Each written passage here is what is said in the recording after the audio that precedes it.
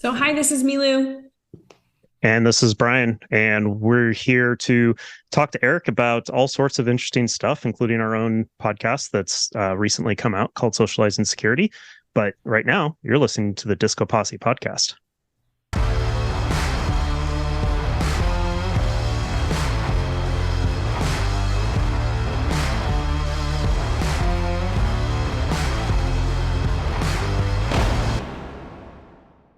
Love it. Enter Stinger. Fireworks. Lasers and kittens. Well, thank you both. We have been chatting a bunch about kind of podcasting goodness. And it was really, really great because seeing fantastic folks like yourself who have such great stories and ideas to share, and also knowing how well you approach a conversation excited me. There's a lot of people that start podcasts and I sort of like, that's awesome, good stuff. And you kind of just know you may not see too many of them because it's tough. It's a tough thing to do for sure. It's not something that takes a lot of work, but it also does. It's a strange mix of, what are your goals with it, etc. Anyways, there's a lot of stuff we can do. And for folks that are brand new to both of you, we'll start. I'll go to my left and to the right for ease of use. Brian and Milou, if you want to introduce yourselves to the folks, and then we'll talk about your upcoming podcast and all sorts of other good things that brought you here today. Yeah, great. Thanks, Eric. Really appreciate you having us. First of all, my name is Brian Knutson.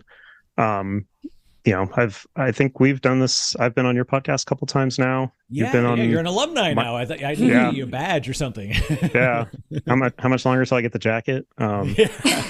Yeah. Also had you on my podcast. So I've done a couple other podcasts besides the one that we'll talk about today. One of which is kind of the chapter has been closed on that one. Another one that's just kind of an ad hoc, bunch of friends sitting around a microphone chatting for half an hour, 45 minutes. So have some experience in this space. Always a fun thing. It definitely is a lot more work than people give it credit for. And you could tell which ones kind of put the effort into it, both on the front end and during the recording and on the back end.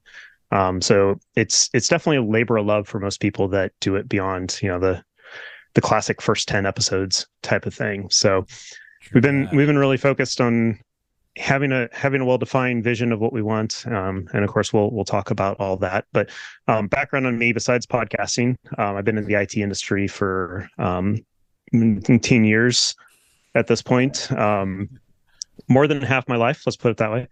And, I've done a lot of things, everything from, actually doing programming and code writing all the way through to doing kind of the marketing side of things. So a wide range of visions of that. I've been a customer. I've been on the vendor side. I've been on the service provider vendor or VAR side. So have a wide range of experiences there and have a particular focus around security, cybersecurity that I think we'll talk more about. But Milou, I'll let you introduce yourself now too. Yeah. Hey, everyone. My name is Milou Meyer, and I am a co-host with Brian on our new podcast called Socializing Security. But in my regular day job, I am a compliance practitioner and attorney by background.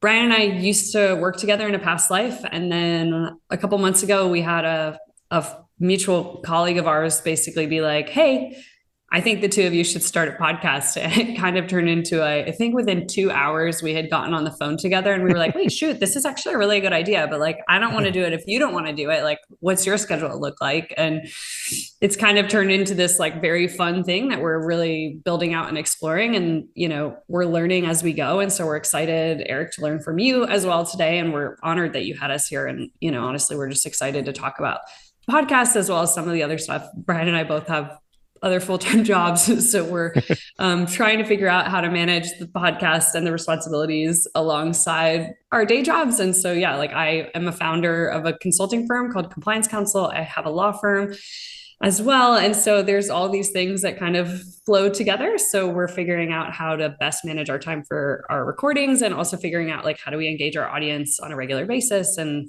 create a flow with our recording schedule and everything. The interesting thing is when you find people that immediately match on mic you know that like this conversation is worth having and worth listening to. Then to go beyond there, that's why most people hit like the 10 episode mark is probably one of the biggest ones, because people will get there and they've kind of exhausted their immediate peer group, or they've exhausted the quick, really witty things that they're used to being able to say. And it's kind of like a stand-up comedian. They have 5 hours of material that they give out 5 minutes at a time. And you have to adapt it based on the audience. You have to be reactive. It's a very complex thing. And people just think, oh, you're just doing 5 minutes on microphone. You're like, but you don't know what that 5 minutes is going to be. And if 2.5 minutes into the 5 minutes, it's not landing, I have to shift gears completely. The same thing comes with podcasting. So once it gets difficult, it's very easy to see that friction increase to a level that it's hard to add in. Like I said, we have full-time jobs, we've got families, we've got all this other stuff going on. I mean, it's not an insignificant amount of time you want to put to it if you want to do it well. And that's really what's interesting. Even the most seemingly low production podcasts, still, it's just because they've hidden the production from you. And it's kind of like they say, like, great UX is invisible, bad UX is obvious.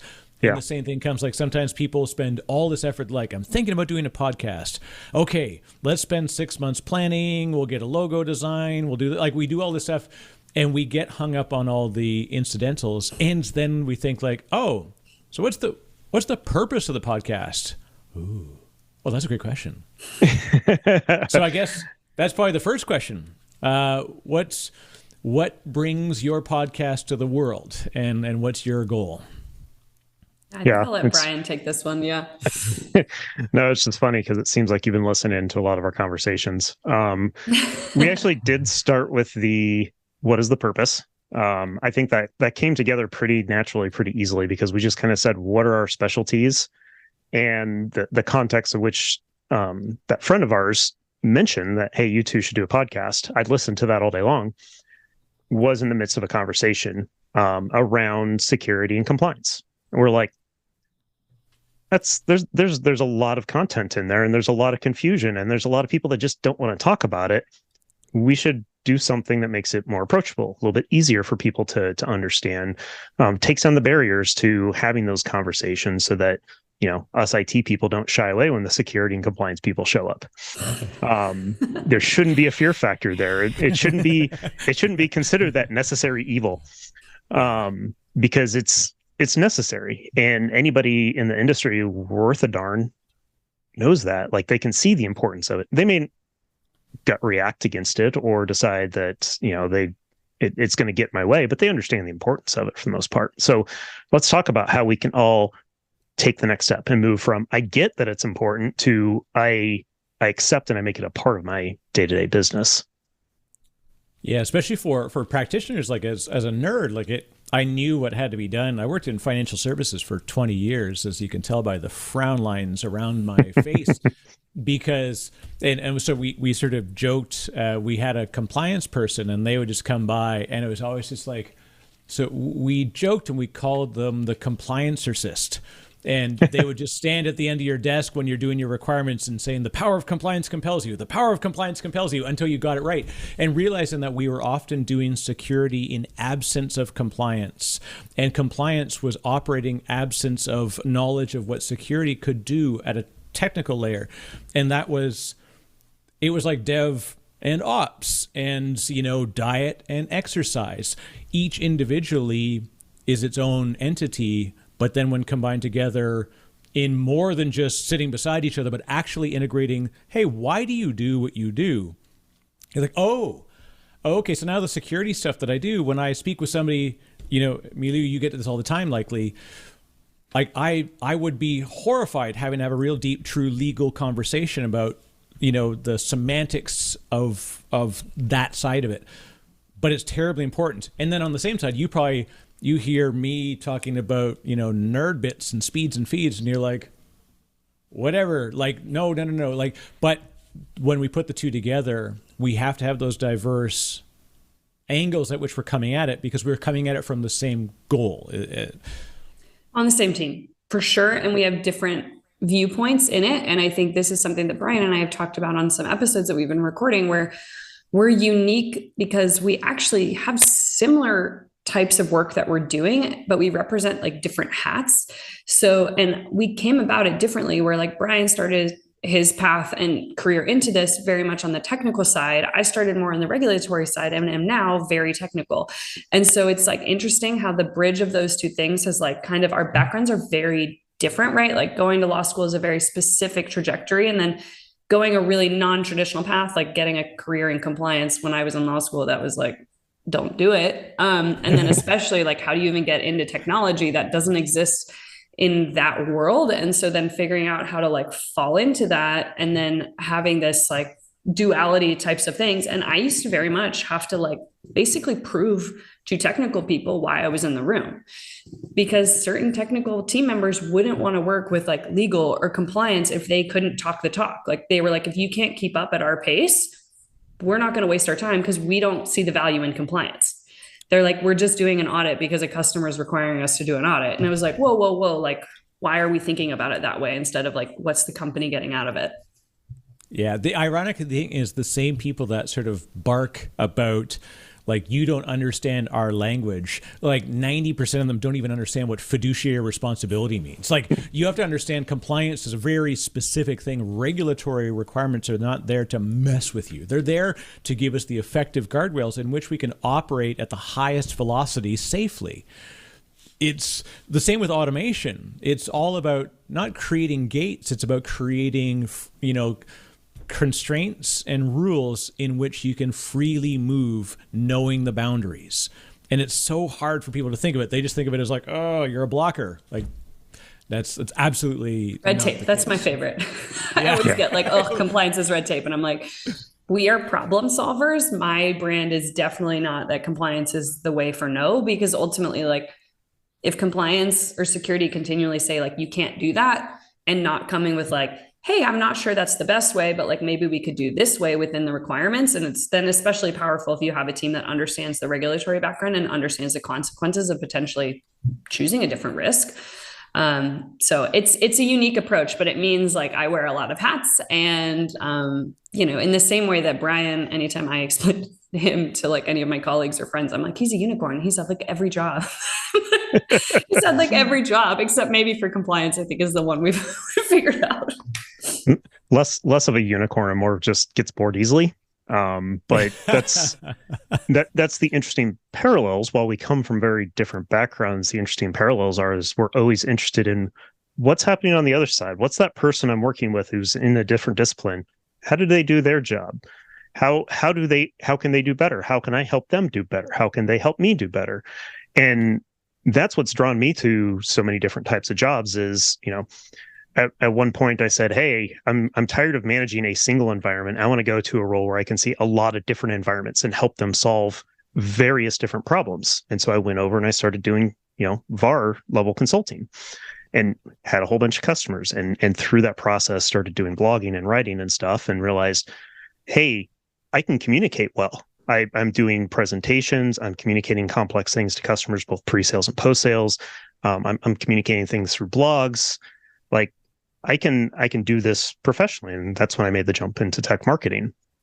And, Milou has a lot of those same concepts where she's like, okay, well, in order to be an effective compliance officer, I need to understand how IT does their thing so that I can properly guide them to give them what I need in order to do my job well. And so we both have that kind of skill of absorbing from others and learning from that and improving our own work as well as other people's work. Security and compliance parallel each other that way in a lot of ways around, hey, compliance is there to be the guardrails, well, so is security.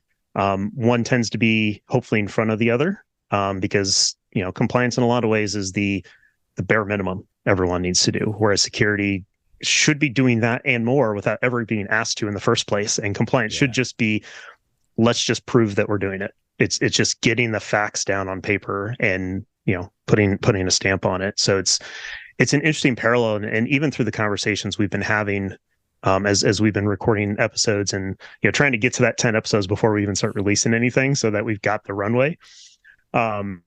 it's been really fascinating to just find all those parallels and how easily two people coming from those two different disciplines can talk without really any issues. Like we feel like it's like Spanish and French, they're different languages, but they're so similar that it's pretty easy to communicate between the two. Yeah.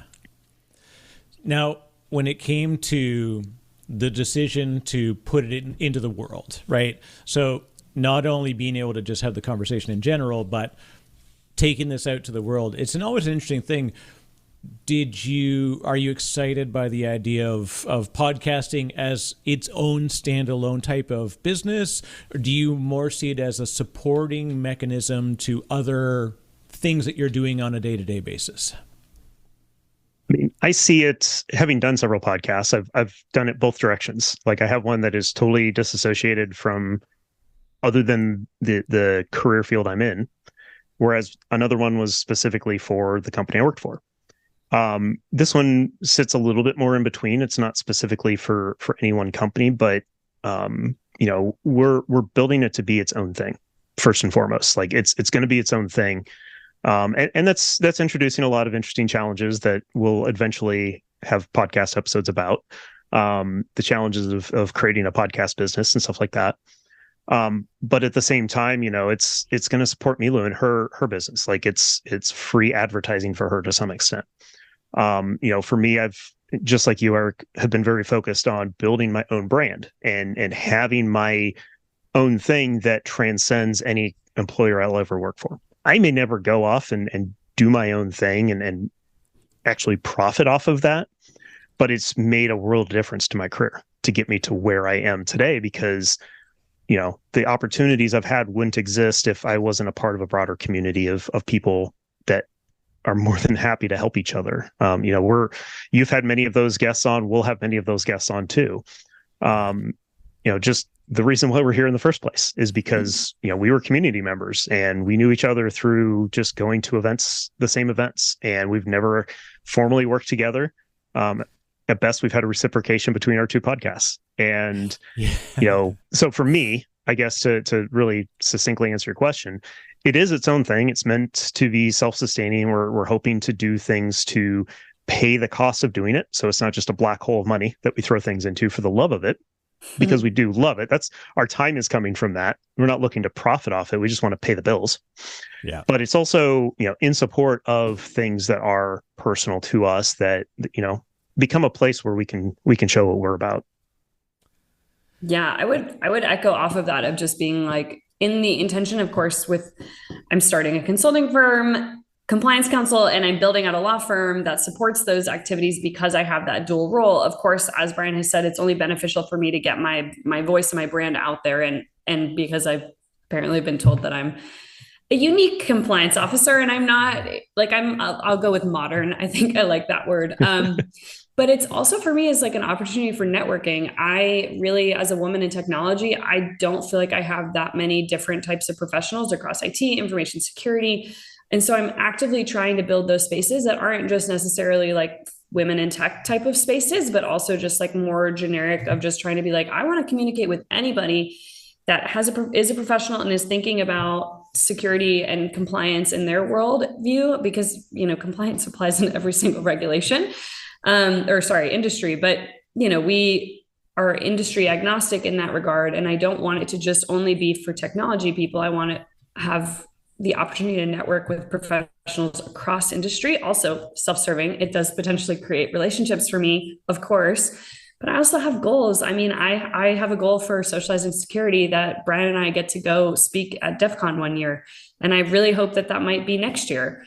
And so I'm hoping that the podcast itself, it absolutely is its own thing. It's not related to my other businesses. It's completely separate, which does create a lot of like headaches from a entity startups perspective, but it's meant to be its own thing. I call it a passion project, but I do think it could be a job. Yeah, I think you've got the right approach, that coming at it from a point of passion, because you have to be it's kind of like every startup. You have to fall in love with the problem, as they say. Yep. Once you fall in love with the problem, then the solution itself becomes a natural next step, and then you can sell that thing. one thing I always enjoy, I've been lucky, I haven't had to chase sponsorships other than like I had sponsorships just to kind of float the infrastructure spend for, what it takes to run. It's not even a significant amount, but it's more than zero. And especially if you want to do more, I've got more. I was about to say that mic looks expensive. I've got some odd. It's a very different style of room that I got set up for this thing. But you can start literally with an iPhone. The most important thing is the idea on which you start. The infrastructure around it will get better. It will change. It will adapt. But the core story of why you're doing it has to be what it's born from. Not because I got an awesome camera, so I should do a podcast. Which unfortunately, people often get stuck too. They realize oh, I'm in media or I'm in whatever. Thus, starting a podcast is easy, but that's actually not the core of the podcast. It's the story. It's the heart. It's the thing that matters. It's marketing, right? It's every word we say has purpose, and it should. And Sorry, I'm droning on here on my own bloody podcast. But I wrote an article. It's your podcast. Yeah. Can't wait to have you on ours. Yeah. I wrote an article on our blog at GTM Delta, and it was specifically around how to create Michelin star content. And it was born of so I've been lucky enough, I went to 11 Madison Park, which is a really cool restaurant in New York. And I went there a couple times with my partner, and she's like, we got to love this. We're going to try this place out. I'm like, this is cool. And it was an experience. I'd seen a documentary on Netflix called 7 Days Out about this. And it was really amazing. Like, I'm here. I've seen this place. But then to go through and watch again the documentary, and it sort of hit me this point where Daniel Hum, who's the head chef, he says, everything is very specific. He says it's the 4 fundamentals of every dish that they create. Number 1, it has to be delicious. Number 2, it has to be beautiful. So it has to stand out in a way, both visually and textually and taste-wise. He says then the third one is it has to add to the dialogue of food. It has to have a reason, a creative reason that this dish exists. And then the fourth one is intent. What is the goal of what I want somebody who tastes this to experience and share as a result of it. And it's so wild that I thought it's exactly the same as content, in that any type of content we do, we can't just go out and say, yeah, let's turn the mics on and start talking for an hour. It's like, does it matter more at the end of this hour than it did at the start? And it's a tough thing to ask yourself sometimes, because there can be podcasts where it's just like, yeah, those are neat. They're just relaxed, conversational, and they're great to listen to. But it's even more fun when then you bring on and you think, what do I want someone to walk away with at the end? And then sometimes what's even more fun is by the time you get to the end, you're like, whew, that one even surprised me. And those are fun moments. So, Milou, being your early to podcasting, why in God's name would you want to get into this game with me and Brian and all the crazies that are in this world? So, coming from your side, I'm curious: is there a lot of sort of marketing and podcasting and like community stuff on the legal and compliance side? Honestly, I think there is. I haven't found a lot of it. And so as part of it, I'd said like socializing security for us is also a way for us to like expand our professional and personal networks, to also just like learn from honestly, from companies, from speakers, from subject matter experts. We're hoping to just learn along with our audience. So it's not intended that Brian and I are just the subject matter experts and we're just talking. That is so not. I learn something new every single day in my job. And I plan to do the same thing with the podcast. With thinking about a culture around it, I think for lawyers and attorneys, there's some pretty significant risks about potentially giving out legal advice. And so there's been some really interesting, it's not even regulated. It's been some really interesting conversations I've been having with like insurance brokers and reading law firm blog posts to figuring out, what are the risks actually, as somebody who is a lawyer who has a license has to actually be a little bit more mindful than somebody who doesn't have that, because I'm regulated differently because of those fiduciary duties that you mentioned earlier, right? As a lawyer, I do have other responsibilities that, a professional without such a degree might not have.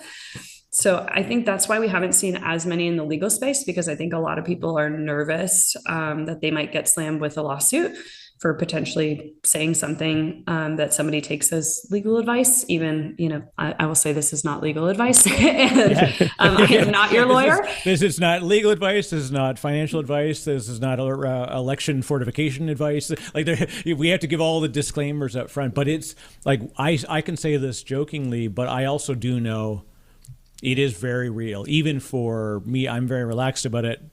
But I do know the impact of the words that I say, and I even sometimes in jest, you have to be careful because it can come out. I was on a call with an analyst one time, and I realized, like, I've never been media trained. Media training is not about making you good on microphone. It's about making sure you don't say stuff that gets you in legal trouble. That's what media training is about. And so I've never been media trained, but I was the voice of the company. And so they would put me in front of every analyst and I had this great conversation. The guy was fantastic, and we were just chatting sort of before the call about nerd things, and we're like, going back over history, and we do this whole call. And then as the call is sort of finishing up, he's like, hey, so what do you think about like Tesla, like electric cars? I'm like, wow, this was early on. I'm like, this is going to be incredible to watch. But this is before they'd ever shipped one. And he says, like, what do you think about the operational model? I'm like, it's going to be tough. It's basically a glorified Ponzi scheme right now, because they're basically selling you cars that don't exist with the hope that they're going to be able to produce one. And I realized, I watched my PR person sitting across from the desk at me, and her eyes opened so wide. And I realized, I'm like, oh, wow, yeah, every single thing I say is on the record here. And I just said that Tesla is a Ponzi scheme. I'm like, right. Don't say stuff like that again. So that was my one thing I learned. Like, it is a real deep responsibility, especially when you're representing your own brands. So kudos on the challenge, but also the willingness to take on that challenge. Yeah, there's like finesse in it. Honestly, I'm learning as well, because like, as I'm going from somebody who used to work like in-house full time and transitioning into like having clients and what that's like, even the relationship with clients as I'm their consultant, not their employee. And so even the finesse, right? Like there's significantly less job security in that relationship, and also certain things like not my problem. It's just like very different, right? Like as an employee, sometimes you might be like, oh, actually that is a really big concern and a risk to the entire company. And I am, responsible of making sure that's raised properly. And there's other things as like a consultant where I'm working with the client and I'm like, I might recommend you spend some more time to do some more research on that one. Happy to help. But like, when you ask, I'm here to help. Yeah. Well, and this is what's interesting to me too, is the whole, say, the rise of LawTube, which became a big thing, particularly I think the Depp Heard trial highlighted how many opinions are out there that they say, I am a lawyer and now I'm going to talk for 3 hours about something. Those are not necessarily connected to things. They say it up the front, like as a warning, by the way, I'm a lawyer, but it's also a credibility builder. But then from that point forward, you're like, these are opinions and should be taken carefully. But it also then taints a lot of what we do when we talk about security and compliance, that like you want to give prescriptive advice, but you then also have to be careful about how prescriptive you are, because there's a lot of dependencies that you don't know, and you're just talking into a one-sided microphone, assuming the listener has a set of baked in, inferences on the other side. And I think Brian will find this funny, but I actually normally most of the people that I work with, either as clients or like in past relationships with colleagues, most of them actually don't know that I'm a lawyer, and that's intentional. Because sometimes the second that people are like, wait, you went to law school, you're a lawyer, why are you a compliance person? They're like, shouldn't you be doing contracts? Like, don't you like, I actually get, my credibility is actually questioned because I chose to go into a career in compliance and didn't go a traditional route. Ended up being a general counsel and doing commercial transactions and have my own law firm, but like compliance isn't my thing. And so I don't know, even when Brian and I were first working together in a past life, I don't even know if Brian would have necessarily known that I was a lawyer until eventually I took over legal. But I think for a lot of people, they were like, why did she take over legal? She's a compliance person. And it was like, well, she's also a lawyer. And they were like, oh. So for me, the legal stuff actually felt like it took away from my credibility for some of the technical people that I used to work with. Yeah. And I'll be honest, it was still very much black arts at that point to me. So I don't know. I didn't have expectations that our compliance people, lawyers, how well do they know the law? Because ultimately it comes down to what is the legal ramifications of the things that we're doing. I feel like they're natural, like you would flow in and out of those, but I've now come to know that it's far from that. I get a little bit of that too. Like I had at one point I had the hat of being a product manager. I won't say I necessarily had the title, but I had the hat to wear. And so that meant I had to work with the dev team. There's a whole team of developers, and they're mostly front-ended by kind of a lead architect type of a role / project manager type of role. And when I took that role on, I knew that that was generally a sandpaper relationship between that person and the product managers. And so I sat down with them and said, hey, we're going to be working together. I just want to start building a relationship so that when it comes time to butt heads, which inevitably we will at some point, at least we've got a mutual respect to go with. And explain the fact that, hey, I understand what your team's going through because I have been a developer in the past. Like I have that experience. I have been a customer in the past. I have been this in the past. Like that variety that I have in the past, when I explain it to people and show how I utilize that, it pulls down a lot of barriers. It makes it very easy to connect with people because, like, yes, I can speak your language. You don't have to, baby it for me. You don't have to explain it like I'm 5. You can explain it like you would to developers. And if I don't understand, I'll ask for clarification. My job is to learn that level and then to baby it to somebody else. So don't baby it with me. Recently started into a new company, and I'm just amazed at how readily accessible the engineering docs are. And every time I go looking for something, I stumble across them. I'm like, oh, yeah, now it's going to get fun. And I go disappear for an hour and read through it, grok what I need to grok, create some PowerPoint slides about it, maybe write up a little bit of narrative around it. And I feel like I've done really good work because I've taken something that's complex, that was written for a very specific audience of very nerdy nerds that, 90% of the industry doesn't understand at that level, and translate it to somebody else. So that, again, I'm going down this rabbit hole of the variety of experiences we have, I think is our superpower, and our ability to use those to communicate things and to bring people together to better understand those things, and hopefully bring in 3 different communities that we've all been a part of at some level and draw them together to do something better together is kind of that North Star that we've been finding. Sorry, I went way off the script on that one. No, believe me, I luckily I have no script, so every script is exactly it always comes out exactly as expected. Yes. If you hear in I know this from Grey's Anatomy, so I'll say it's from the medical field. There's a process they call see, say, do, teach. And that is, the effective way to learn that. Number one, you observe it. So you watch somebody else do it. Then you describe the process back so that I acknowledge that what I saw was this. And so they can kind of like, yep, you're heading in the right direction. Now you do the thing with somebody watching you, and then you teach. So that at that point, by having to show somebody else how to do it, it forces you to change your brain flow to, I have the curse of knowledge now. How do I go back 2 steps to bring somebody back through this first little ladder that I got to here?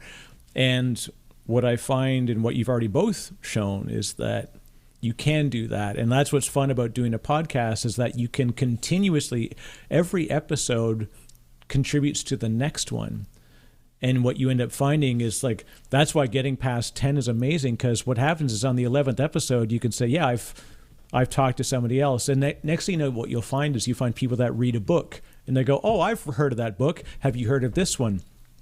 And we start to see this network occur. And when I read a book, my favorite thing was when I read a book and in the book, they refer to another book and I've read that book. I'm like, this is it. This is my book. I belong here. And seeing you two with distinct but a shared voice, I think, is already like it's going to be a hit, just because it's hard to find people that can give each other space. And even look, doing this, I always do one-on-one. It's so much easier because then every question I ask, I know who's going to answer it. But when you're DJing multiple voices, you're a producer as well as an interviewer, which is such an interesting combination. And you both have done fantastically with each other already. So I already know I'm on your team on this one. So it's now here's the fun part. What's your desired audience? Are you looking at the practitioner? Are you looking at, you've got a lot of potential. So who do you aim to be as an ideal listener? I will answer this one. I want anyone to listen. The whole point of Socializing Security in our podcast and why we wanted to do this is we could have set up a super technical podcast. Brian and I both can really talk on a level that, like, from a regulatory or like InfoSec, we could really just dive in.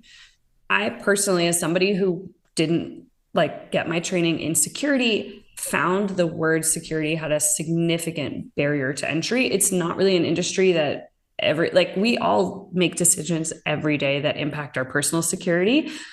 And most of us have no idea what it means to be secure or really how to do that. And so it's one of those things I talk about information security and compliance to anybody that will listen, whether that's truly recently the customer service representative at the IRS that was so gracious that helped me. And we started talking about password managers and which ones I recommended, or my in-laws or my parents when we're talking about generational differences about how we're managing security, or really, really cool, super smart people. We are trying to get some advisors to government agencies that do security to come speak with us, and also founders of large technology companies to come talk to us.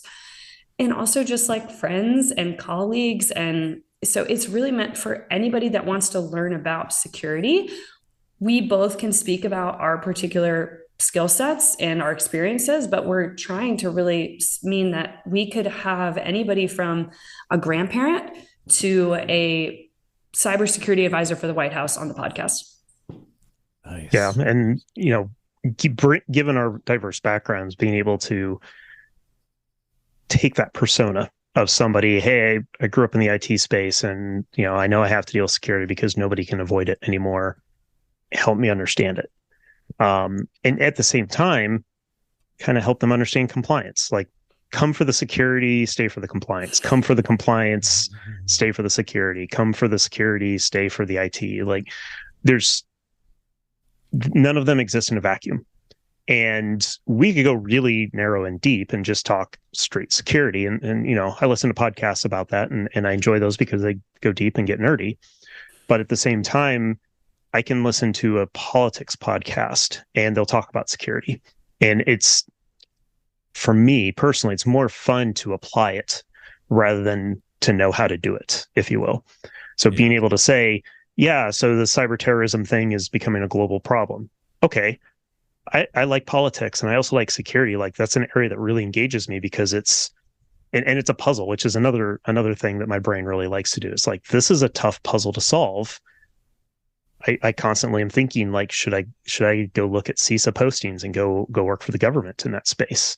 I heard the other day that there's talk about creating another branch of the U.S. military to just do cyber. That could be fascinating. Because I enjoy those things. Did you? I've already got my Space Force hat. Did you? No, I did not apply. At this stage, I don't claim to be a practitioner of security. I'm more of a communicator and help people understand it. Because honestly, to help somebody understand something, to your point earlier, Eric, about teaching being the last step of the process, you just got to be a few steps ahead of somebody, and you could teach them something, because you just need to pull them to the level you're at while you're making the next step to that level. It's no different than, pulling a child while you're going for a walk or helping somebody climb up a mountain or whatever. You just have to make sure that you're steady where you're at and pull them up when you take the next step. We do that in our careers as well with mentoring. It's not about, I have all the answers. It's about, I've been in that seat. Let me help you get to this seat. And I'll probably learn something from you to help me get to the next seat too. And so it's by having such a wide audience, I think we view it as not, hey, we're going to go scattershot and we're going to lose our voice. It's more of, hey, there's no lack of things for us to talk about. There's every time we get on and we have a conversation, whether it be recording an episode or just planning for the whole podcast as a whole, we end up with 2 or 3 more topics. Like we're exponentially growing the number of topics to the point where we may never get to all of them. And of course, everyone could have 3 or 4 different variations depending on who the guest would be or which part of the topic. The next episode that we're going to record, I threw out some ideas and Milou was like, this is way too broad. Let's narrow it to this. And now all of a sudden we've got 3 different episodes out of that one.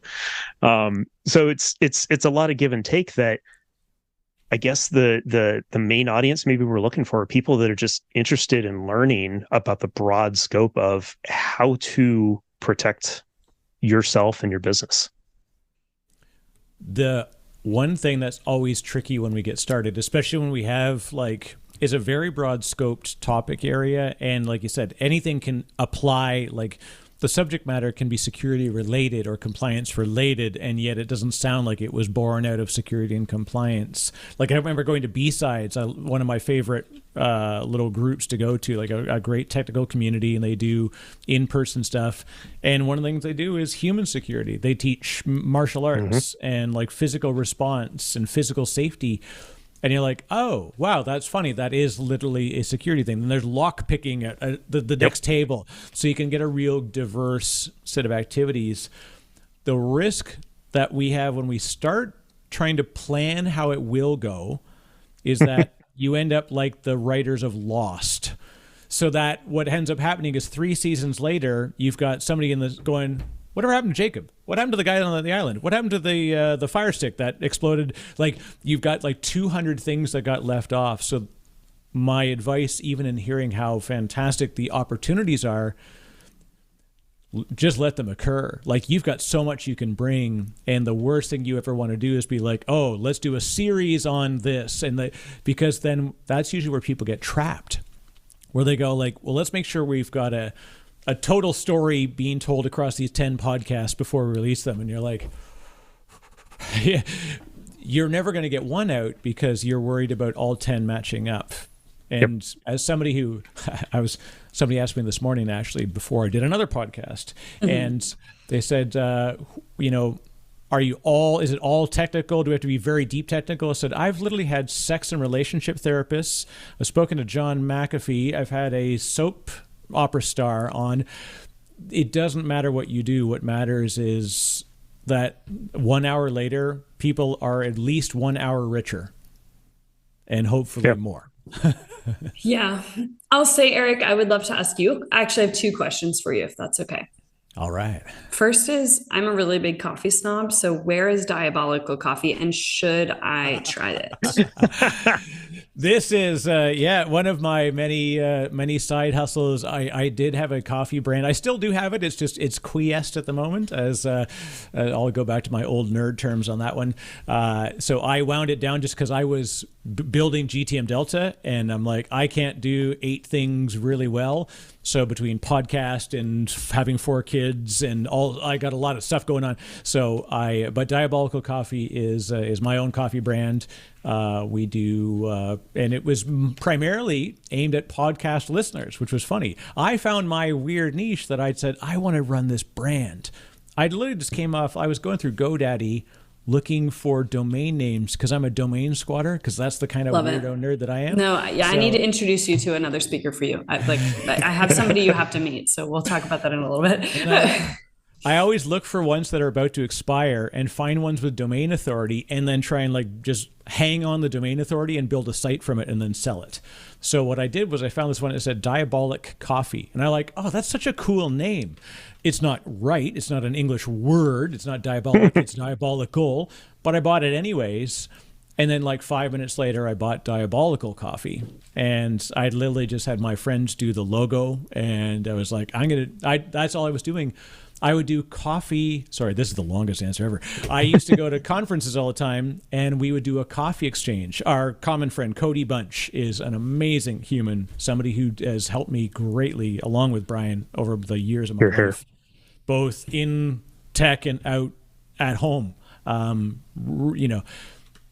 What was really cool was that he was very community and outward focused. Cody, the only thing Cody's not good at is looking inside and helping himself. So that's why we all try and rally around and be Cody to Cody. But he would say, like, we all love coffee. We got a bunch of coffee nerds. Why don't we like swap coffee beans? And so we started this idea, and we did it a couple of times, and then added to the list, please. Yeah, it was so cool. So I started doing this when Cody wasn't going to events all of a sudden, and so I was going, and my team I was working at a company called Turbonomic, and I would say, hey, I'm doing this coffee exchange thing, so if it's okay, people are going to come by the booth, and they're going to be bringing coffee bags. It's going to look weird, but this is what it's for. And we would just everybody brings a pound or two of coffee. And then you come back 2 days later and you reach into the old bin of coffee and you pull out whatever you took. So if you brought 2, you take 2. And what we ended up having, at the last time I did this, I had 75 pounds of coffee in the back of my booth. And it was from around the world. And it was such a wild thing. And what was really cool was I ended up meeting friends, work colleagues that, we've done collaborative work together since then that were I met because I was a coffee nerd. And that was, so the Diabolical Coffee as an ethos is that. It's great. Community connected by a shared love of coffee and each other. I would like to opt in. I have the dream of, I always joke with my husband, I'm like, eventually I'm going to make it. And then I'm going to start a coffee shop. I was like, I'm going to have a cafe. It's going to have plants, gluten-free. I have a whole vision for it. And he's like, sure, whatever, go build your empire. And then eventually you can retire. And I don't actually want to operate it. I want to be the one responsible for sourcing. So, and then the vision, I want to be the visionary and the financier, but I don't actually want to do the day-to-day. I just want to sit on the patio then and enjoy be a consumer. That's it. Exactly. Yeah. I want to get paid to be a consumer. Yeah. And then Eric, I do have one more question for you. And it's something that Brian and I are planning on doing on our podcast is as we, wrap up the conversation and start thinking about what we're going to talk about next and everything. I do want to also ask individuals that we speak with I'm going to pose a theory or a conversation and just get your response. And this isn't, obviously you have no clue what I'm about to ask. So you can take a second if you want Brian to just start talking.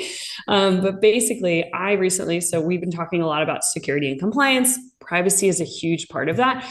And it's a really big part of our podcast as well. I recently had a CTO tell me that he believes that the fight for privacy is dead. And now we are moving on to the fight for security. Given that concept, I would love to just get your feedback on that. Do you think that the fight for privacy is dead? Do you think it's alive? Do you think it's instead of privacy, is it security? I think that privacy and security are different but aligned. Privacy is an inherent part of security. But security does not require privacy. Security creates privacy, but it doesn't require it necessarily. So but personal privacy especially is one of the most challenging things. Content privacy, intellectual property technically will fall in a way under privacy in that it's I've created a work and it should be protected. I think of that in the sense of personal privacy, in that it's an art or a work that I've created, so it's part of me.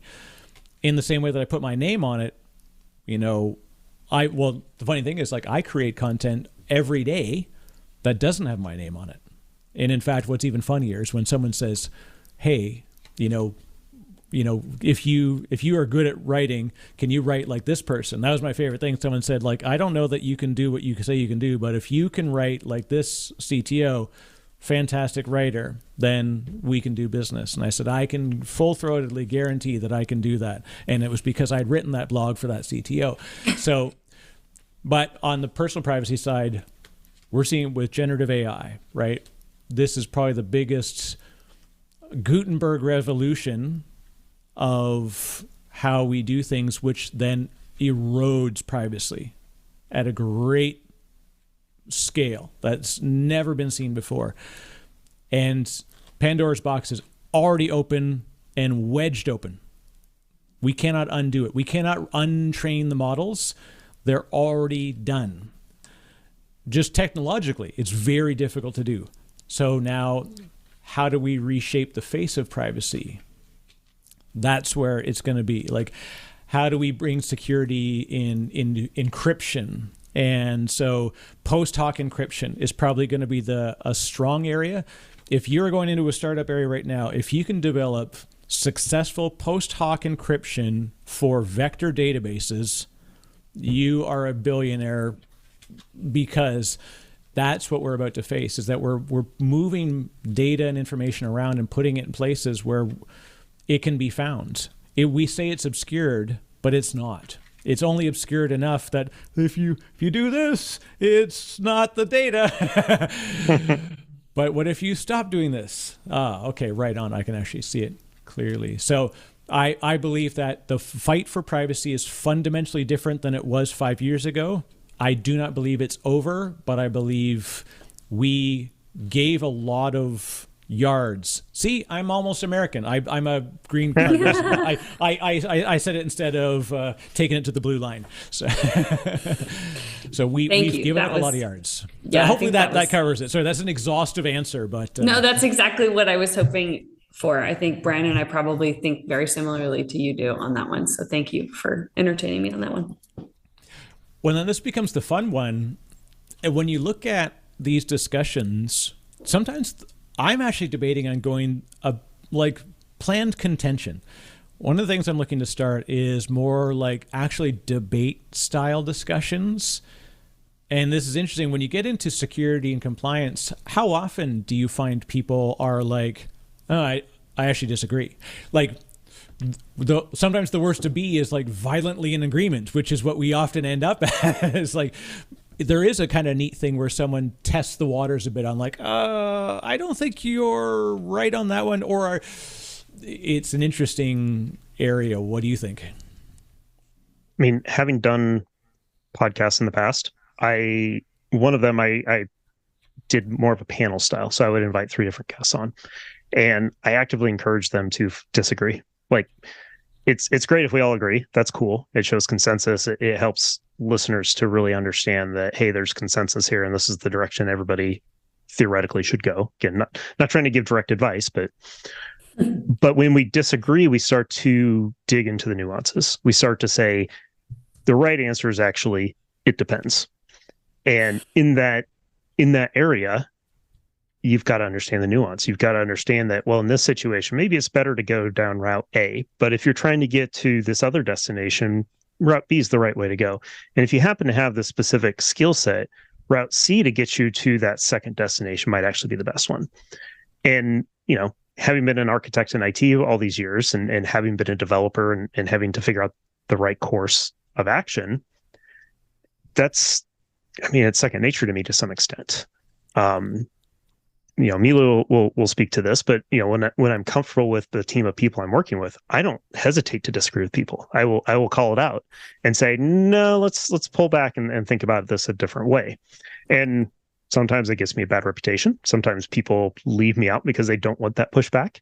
But I would rather work with people that appreciate the fact that, hey, we can debate and at the end have a better product, even if it's just everybody trusts it more than when we first got there, because we have, poked around in some of the places and found out that, no, in fact, this is a pretty solid plan. We can move forward with it. So yeah, I really enjoy the fact when people are willing to disagree.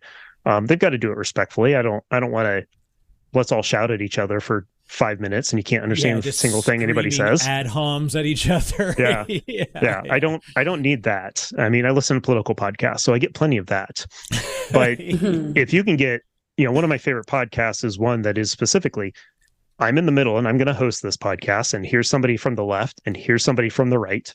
And sometimes they agree. Sometimes they disagree. Usually they're respectful about it. And, it only rarely devolves into a shouting match, which, at that point you start tuning out.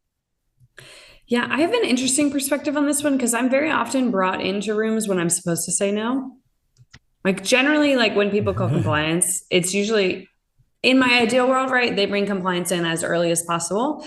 And compliance security are like, right, you know, if you're thinking about like with the product team, right, they're like in the design phase, like what are like the potential privacy, security, compliance concerns, legal concerns, like that, those are all happening proactively.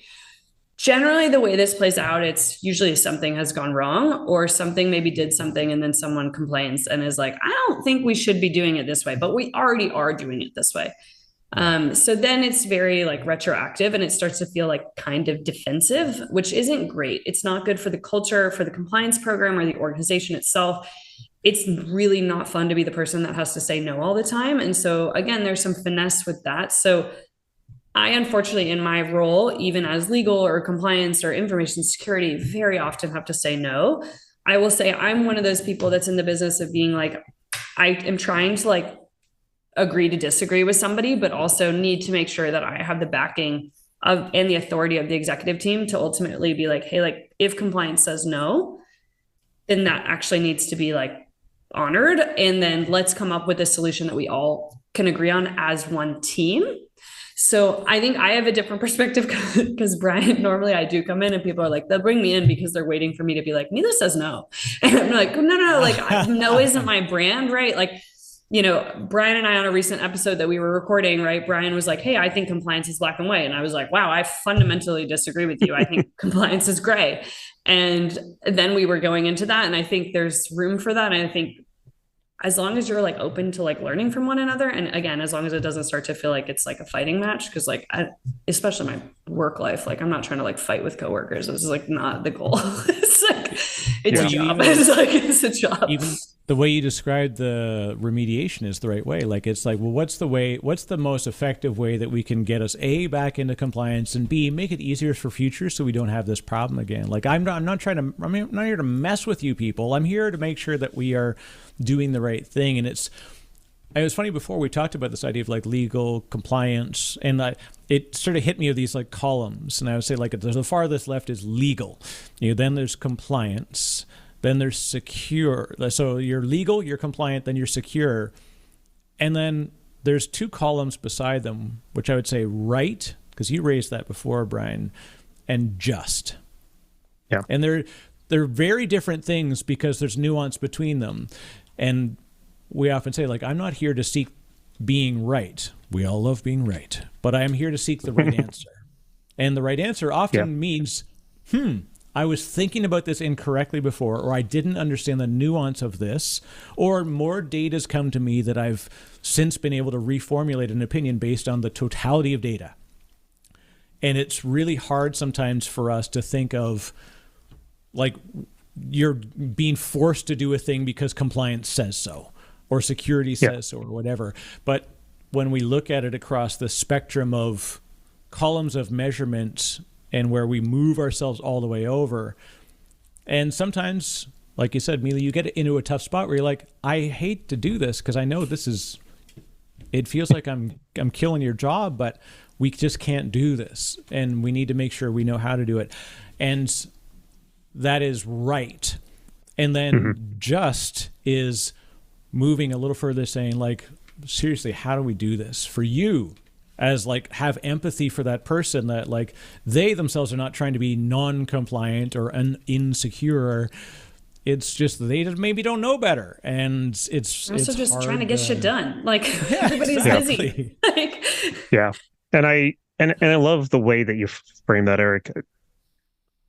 Be happy to debate it. I could think of variations, and you and I could spend hours discussing this one topic, I'm sure. But I like that concept of, you know, it's a spectrum of things, and, you know, we can hit some, we maybe should always aim further, because what it kind of comes down to ends up being that, it's great to have a debate, but a debate requires some level of mutual respect, and in a team oriented manner where you're trying to achieve a goal together, a common goal, something that you both can agree on in the distance as the goal. And it's almost like I'm going to aim for the stars, but if I hit the moon, that's okay type of a thing. Right. Yeah. Like, let's all aim on being just, because hopefully we can all agree on what being just is and whatever we're trying to do. The law. Yeah. And if we can get through not breaking the law and get past, being compliant and being able to get those check boxes that we want to get, and be able to get to the point where we're secure. And even if we don't get to that, that fourth and fifth step, our mutual goal to aim for something further away helped us to get to the same place that is truly the most important place. Because we can all agree on some level that we have a mutual goal and we need to get there. And I've worked with people who didn't, like, they were all about them. And if you weren't aiming for making it right for them, you were going to run into conflict with them over and over and over again. And that annoyed the piss out of me. Like, I couldn't stand working with people like that, because it's like, it's not about you, man. It's there's a bigger picture here that if you can't fit yourself into that bigger picture, like, one, I can't understand how you operate in the world without putting yourself into the bigger picture, because what's the point of life at that point? Yeah. And two, we're a team here. Like, we should be aiming for the same thing, but you're constantly pulling us aside or pushing back on us, and we as a team can't get there. And people like that tend not to last long unless they've got dirt on somebody. But having to deal with those types of people, that's one of the things that will drive me nuts with people. Very few things will annoy me to the point where I won't want to work with a person, but that's one of them. And the one thing that you talked before, and we've sort of danced on this one, is the idea of like the nuance of a lot of the stuff we talk about. One that I would ask, and I hope that, and I say ask, yeah, I know you're going to do this, but the one thing I want everyone to always produce at the end, like I said, that you are 1 hour older, but more than 1 hour better, having experienced a discussion. And the one thing that drives me nuts when I do a lot of stuff with AI lately, of course, because AI everything. Mm-hmm. And every single conference has an ethics, like 5 ethics of AI, talks. And I can guarantee you, I know as much at the start and at the end. 0 information has changed at the end of it. God bless the fine folks that are doing what they're doing out there, but it's the same talk over and over again. We just say we've got to be careful. We've got to look out for doing these things. We got to right. That's fantastic. But what prescriptive outcome steps have you generated for me that I can take and put into practice? So by golly, when we talk about compliance and whatever, the best thing you can always ask for are what are specific prescriptive steps that somebody could take as a listener to move closer to that goal. And when we put that lens on it, then even sometimes when you tell your guests that, it's like they know at the end, we can talk all we want about this stuff, but that's just people talking. It's great. Let's be practical. It's bus conversation, but it's like, I want to make this actually educational, which that's not that isn't educational. Sometimes just hearing the conversation opens the door for people's own internal thought process. But, and I know, again, Milou, to your background, it's tough because nuance is tricky. Because it's nuanced for a reason. It's gray for a reason, because it can go either way. And when you approach everything from a point of moral neutrality, then it's like, okay, scrub it all away. Okay, let's start with the fundamentals. And that's what's cool. But it's very hard to bring people to that point where they don't have prior experience. Brian, you talked about that with this person's been here for so long and they do it this way, so they're going to be a curmudgeon. And then on the other side too, Milou, where you get brought in and they're like, oh God, here's Milou again. Oh, what's she going to tell me I can't do now? Oh man, Eric, you should see some of the stuff I pull. I have a walkout song when I come, because sometimes I'm like the bearer of bad news, and then I'll go to clients and be like, yo, we got to make this a little bit more fun. So I have a compliance intro, a walkout song, like you would have at a kickoff, a sales kickoff. I have that for compliance. It's wonderful.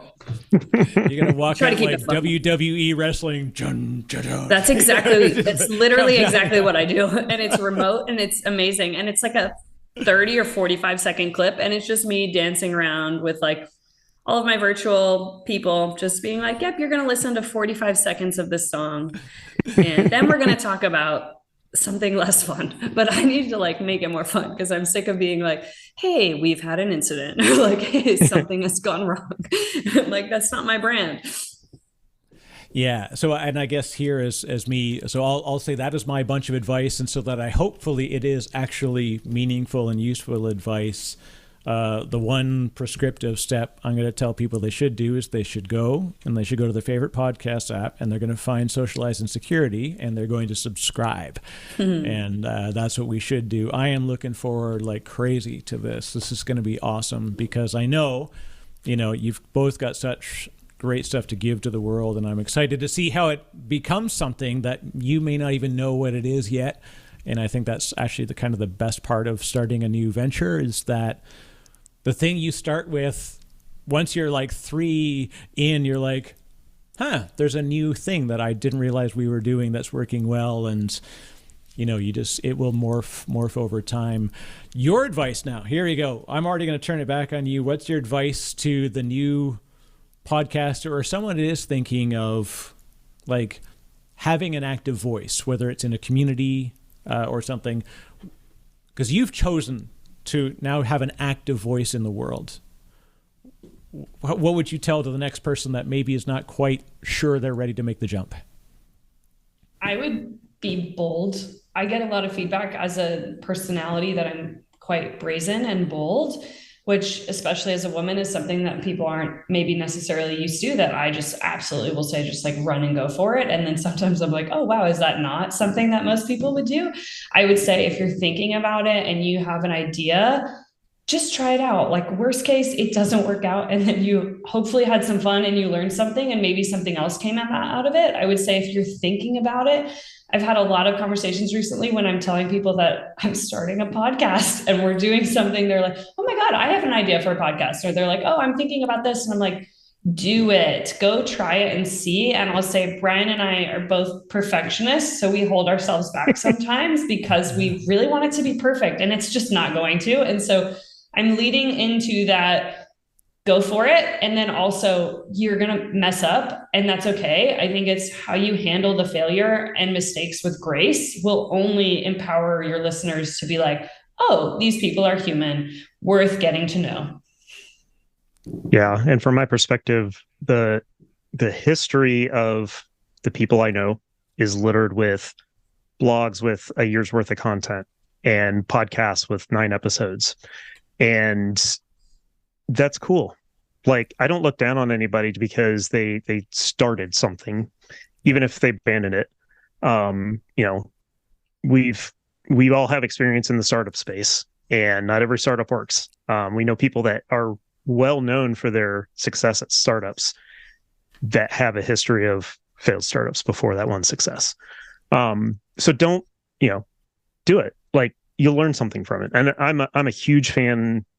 My biggest mantra in life really is any mistake, any bad situation that you could turn into at least a good story, if not a learning lesson, and ideally a learning lesson you could share with others so that they can learn from it as well, is not a wasted time. It is not a wasted situation. And I'll talk your ear off if you want to hear those stories, because Milou's heard a lot of them lately. Mm-hmm. There are all sorts of bad situations I've been in that, I clearly am still healthy and alive. So it wasn't the worst case scenario.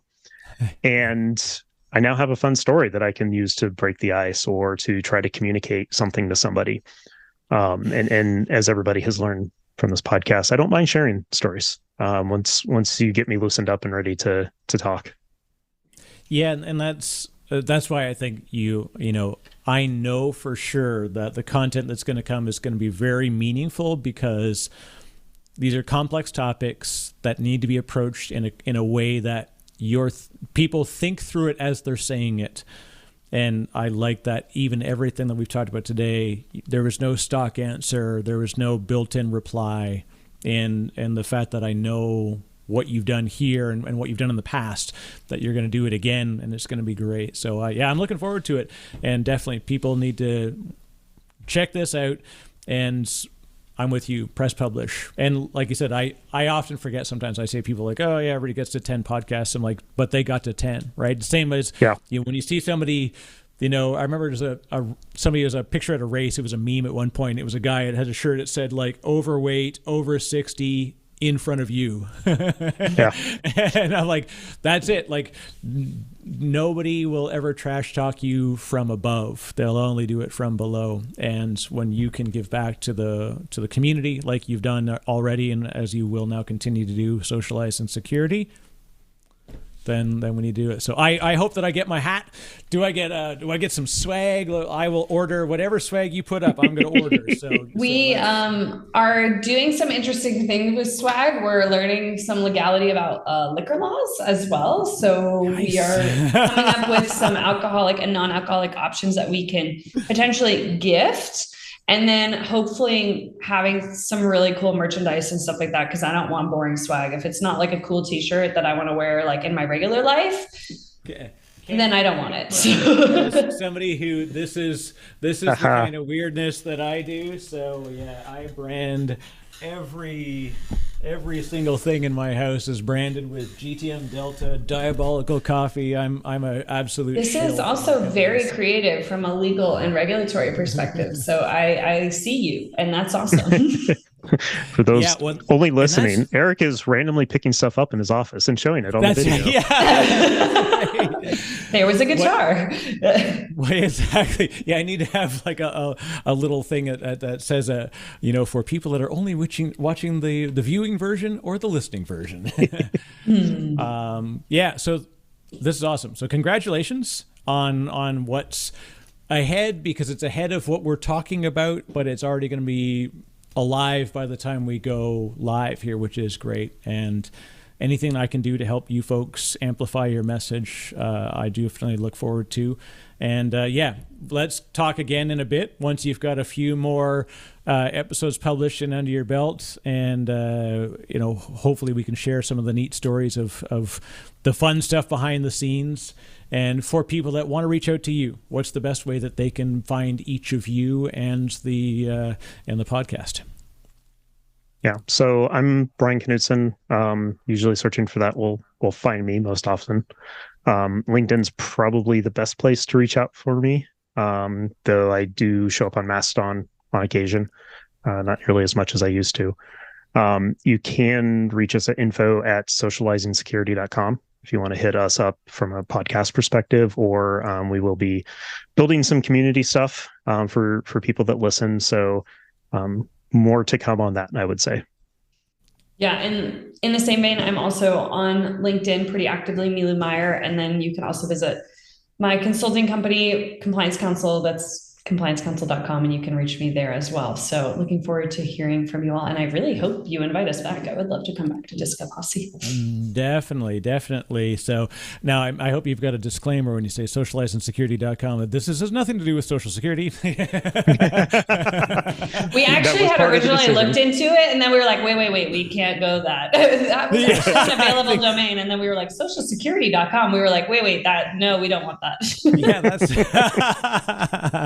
Well, and sometimes you even you have to worry about what it means in other languages too, like especially when you're coming up with acronyms, because we've been busted by that before. Even like I came up with server names at one company, and we're like, we got an office in the Philippines. Let's make sure their alphabet lines up with what ours was. And every once in a while you get letter combinations that look a little bit funky, or trade names that Oh, trust me, I actually went to the process of trying to get Diabolical Coffee like trademarked. I hate lawyers, current company notwithstanding, of course, but it was brutal. The process is brutal. Lawyers are stuck with it.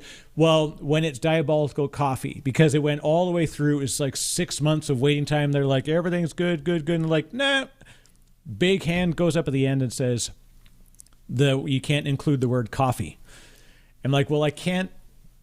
Diabolical trademark. Diabolical TM. I'm out of things to trademark at that point, and they're like, it's fine. No one's going to fight you over it. And so but it was a funny adventure to go through. And again, a reminder that when we talk about security compliance, random advice that people say, like, don't we have like some kind of blanket license agreement for that? Or under 30 seconds is fine. It's fair use. No. None of that is true. So, I look forward to the fact that you'll be giving, real prescriptive and helpful ideas and advice to folks. So it's awesome. All right, both of you, thank you very much. And for that, folks, check it out, Socializing Security. Not related to Social Security, but socializingsecurity.com. That's a great domain name too. Like, that's super easy to find. So I like it. And we'll look forward to seeing it rocketing to #1 on the podcast app near you. Thanks so much for having us.